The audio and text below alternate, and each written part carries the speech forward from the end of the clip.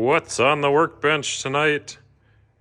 Chinese clone rat's nest of wiring project 3D printer thing. Got this for free for parts. It's a FLSU 3D printer, Prusa. I think that's the company they copied.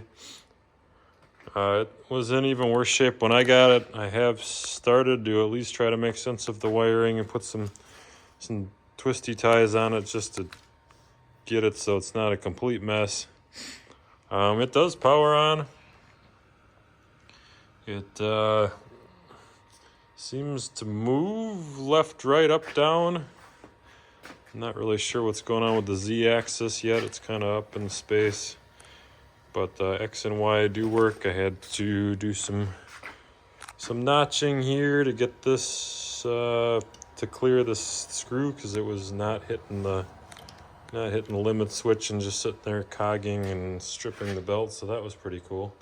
And that's assembled correctly. That's how they sell it. So that's what happens when you buy a secondhand unit, I guess. What else can we say about this thing? It's all kind of that extruded tubing or aluminum square tubing held together with a bunch of metric, probably 3, 4, 5, 6 millimeters. The bed is just metal.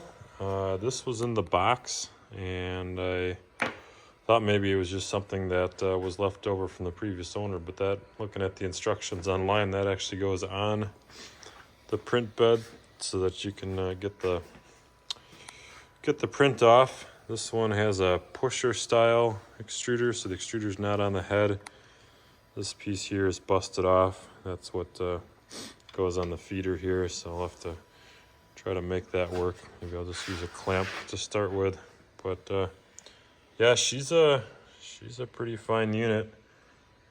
Instruction or parts list came with a bunch of extra hardware, a lot of bags from the hardware store, so there must have been stuff missing or stripped out or crooked or whatever. So this guy here, I believe, is a proximity sensor, so that was an add-on. Upgrade, if you will. So we'll see if that works. Otherwise, there is a limit switch here on the Z. Pretty crude bed leveling, basically just these thumb screws and the springs. So really right now the goal is just to see if it'll even print anything. Seems like it's all there. Seems to mostly function, so maybe. And then we'll go from there, whether it's worth trying to tweak it, make something out of it or not. I do have a functioning printer, so don't need a second one, but for free, I figured I'd give it a shot. So make sure to subscribe. If I get this beast running, I'll post up another video.